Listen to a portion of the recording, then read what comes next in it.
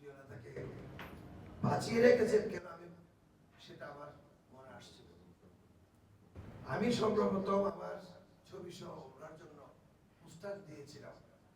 সেই পোস্টার লাগানোর জন্য টেকনাফের কয়েকজন ব্যক্তিকে, যারা আদালতের ভবন থেকে গ্রেপ্তার করা হয়েছিল,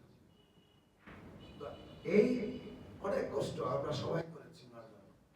আমাদের দল এবং বাংলাদেশের প্রত্যন্ত অঞ্চলের গণতন্ত্রকামী মানুষ যারা এই গুমের বিরোধী ছিল, তারা সবাই একটি আওয়াজ তুলতো সবসময় যে কোনো জায়গায়, যে সালাউদ্দিন আহমদকে ফিরিয়ে আনতে হবে।